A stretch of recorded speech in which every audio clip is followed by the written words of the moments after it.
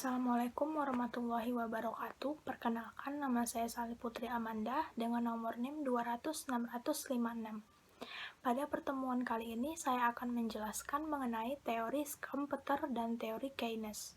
Yang pertama adalah teori Schumpeter. Yang pertama, makna pembangunan ekonomi menurut Schumpeter. Schumpeter mengasumsikan adanya perekonomian persaingan sempurna yang berada dalam keseimbangan mantap. Keseimbangan ini terjadi oleh apa yang menurut istilah Schumpeter disebut arus sirkuler yang senantiasa berulang kembali dengan cara yang sama dari tahun ke tahun. Dalam arus ini, barang yang sama diproduksi setiap tahun dengan cara yang sama.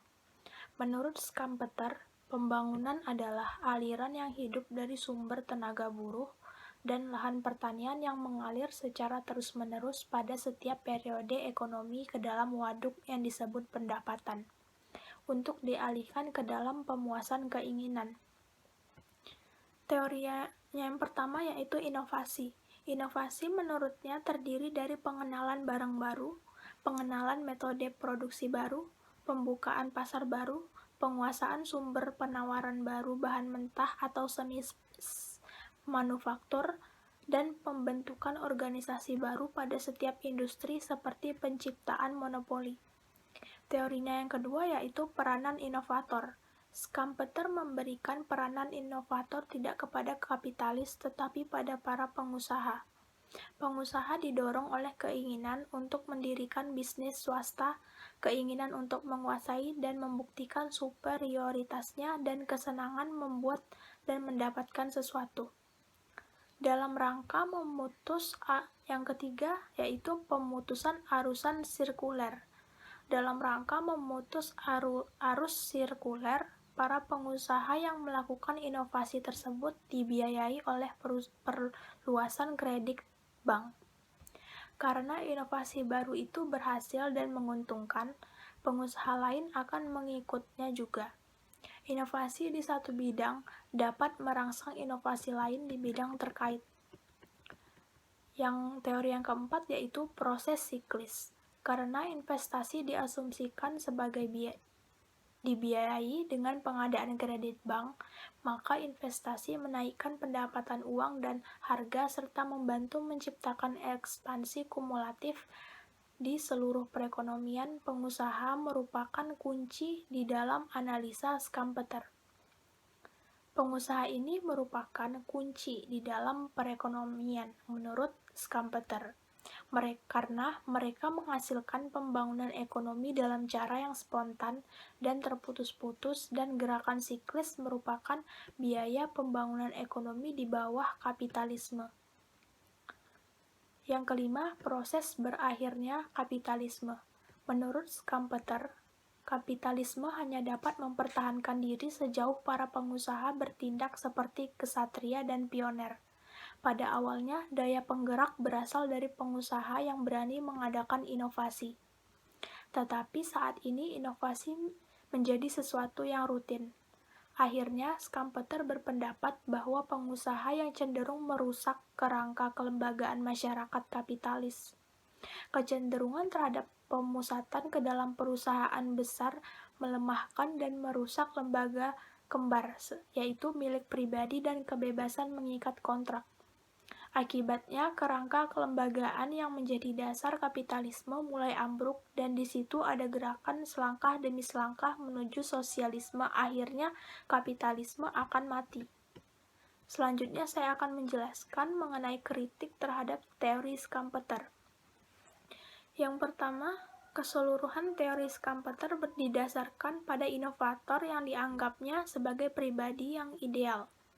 Pada masa itu, inovasi dilakukan oleh pengusaha atau penemu, tetapi sekarang, semua inovasi merupakan bagian dari fungsi perusahaan modal bersama. Kritik yang kedua, menurut Schumpeter, pembangunan ekonomi adalah akibat dari proses siklis. Pasang surut tidak penting dalam pembangunan ekonomi, sebagaimana Marx mengemukakan pembangunan ekonomi berkaitan dengan perubahan yang berkesinambungan. Yang ketiga, pendapat Schumpeter bahwa perubahan siklis merupakan akibat inovasi juga tidak benar. Karena nyatanya fluktuasi siklis bisa karena sebab-sebab psikologis, natural, dan finansial. Yang keempat, Schumpeter menganggap inovasi sebagai sebab utama pembangunan ekonomi. Tetapi nyatanya, pembangunan ekonomi tidak hanya bergantung pada inovasi, tetapi pada banyak perubahan ekonomi dan sosial lainnya. Yang kelima, Schumpeter dalam teorinya terlalu banyak menekankan pentingnya kredit bank. Sementara kredit bank memang penting dalam jangka pendek, tetapi dalam jangka panjang, ketika kebutuhan akan dana modal semakin besar, kredit bank tidak memadai lagi. Selanjutnya saya akan menjelaskan mengenai analisa Schumpeter dan negara terbelakang. Yang pertama, perbedaan tatanan sosioekonomi. Di negara terbelakang, kondisi sosial ekonominya sama sekali berbeda dan tidak ada persyaratan pembangunan dalam bentuk overhead ekonomi dan sosial. Yang kedua, tidak dapat diterapkan pada ekonomi campuran. Inovator adalah pengusaha swasta yang tidak sesuai dengan ekonomi campuran masa kini. Di negara terbelakang, pemerintah adalah pengusaha yang paling besar, jadi inovator mempunyai peranan terbatas di negara terbelakang. Yang ketiga, asimilasi inovasi. Menurut Henry Wallich, proses pembangunan di negara terbelakang tidak didasarkan pada inovasi, tetapi pada asimilasi atas inovasi yang ada. Malahan mereka mengambil inovasi yang terjadi di negara maju. Yang keempat, mengabaikan konsumsi. Proses Schumpeter berorientasikan produksi, sementara pembangunan berorientasikan konsumsi. Yang kelima, mengabaikan tabungan. Pengabaian tersebut mengurangi arti penting anggaran belanja defisit, tabungan anggaran belanja, kredit umum, dan langkah fiskal lainnya dalam pembangunan ekonomi. Yang ketujuh, mengabaikan pertumbuhan penduduk. Schumpeter lalai mempertimbangkan dampak pertumbuhan penduduk tingkat pertumbuhan yang tinggi, cenderung menurunkan tingkat pertumbuhan ekonomi yang sedang berkembang. Kesimpulannya, walaupun demikian, teori Schumpeter menggarisbawahi pentingnya pembiayaan inflasioner dan inovasi sebagai faktor utama dalam pembangunan ekonomi. Pembiayaan inflasioner merupakan suatu metode atau alat yang kini dicoba untuk diterapkan oleh setiap negara terbelakang. Selanjutnya saya akan menjelaskan mengenai teori Keynes. Teori Keynes ini tidak menganalisa masalah-masalah negara terbelakang. Sebaliknya, teori ini berkaitan dengan negara kapitalis maju. Pendapatan total merupakan fungsi dari pekerjaan total dalam satuan negara atau dalam suatu negara. Volume pekerjaan tergantung pada permintaan efektif. Permintaan efektif menentukan tingkat keseimbangan pekerjaan dan pendapatan. Permintaan efektif terdiri dari permintaan konsumsi dan permintaan investasi. Permintaan konsumsi tergantung pada ketergantungan untuk mengkonsumsi. Jurang antara pendapatan dan konsumsi dapat dijembatani oleh investasi. Volume investasi tergantung pada efisiensi marginal dari modal dan suku bunga. Walaupun kenaikan investasi biasanya menyebabkan kenaikan pekerjaan, ini bisa tidak terjadi jika pada waktu yang sama kecenderungan untuk mengkonsumsi turun. Dalam buku karangannya, Keynes mengemukakan syarat pokok kemajuan ekonomi, yaitu kemampuan mengendalikan penduduk, kebulatan tekad menghindari perang, dan perselisihan sipil, kemauan untuk mempercayai ilmu pengetahuan, dan tingkat akumulasi yang ditentukan oleh margin antara produksi dan konsumsi. Keynes menganggap kapitalisme sebagai suatu hal yang mempunyai daya adaptasi yang besar dalam membentuk dirinya sendiri menurut keadaan. Selanjutnya saya akan menjelaskan mengenai asumsi Keynes dan negara terbelakang. Asumsi yang penerapannya pada negara terbelakang bersifat terbatas, yaitu yang pertama pengangguran siklis. Pengangguran ini disebabkan oleh menurunnya permintaan efektif. Pengangguran dapat dihilangkan dengan menaikkan tingkat permintaan efektif.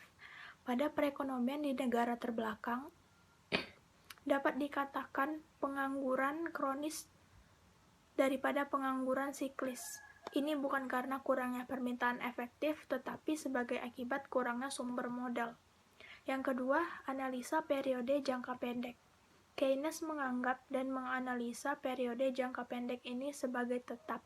Keterampilan dan kuantitas tenaga kerja yang tersedia, kuantitas dan kualitas peralatan yang tersedia, serta teknologi yang ada dan organisasi serta struktur sosial. Padahal pembangunan ekonomi merupakan periode jangka panjang. Seluruh faktor dasar yang diasumsikan Keynes sebagai tetap itu berubah setiap waktu. Yang ketiga yaitu ekonomi tertutup. Teori Keynes didasarkan pada asumsi ekonomi tertutup, tetapi negara terbelakang bukanlah ekonomi tertutup. Mereka adalah ekonomi terbuka dengan perdagangan luar negeri memainkan peranan dominan dalam pembangunan ekonomi. Yang keempat, penawaran, lebih faktor komplementer dan faktor tenaga kerja. Analisa mengenai ini mengacu pada depresi ekonomi dengan menganggap industri, mesin, manajer, dan pekerja, begitu juga kebiasaan konsumsi, semuanya telah ada di sana. Tinggal menunggu waktu untuk memainkan kembali peranan dan fungsi mereka yang untuk sementara tertunda. Tetapi dalam ekonomi terbelakang tidak ada istilah penundaan kegiatan ekonomi untuk sementara waktu seperti itu. Yang kelima, tenaga kerja dan modal secara serempak menganggur.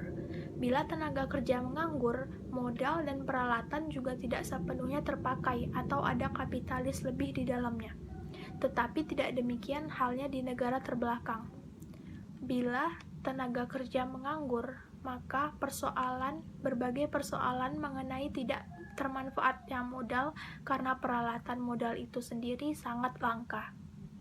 Sekian penjelasan materi saya mengenai materi minggu ke-6 ini. Lebih dan kurang mohon dimaafkan. Wassalamualaikum warahmatullahi wabarakatuh.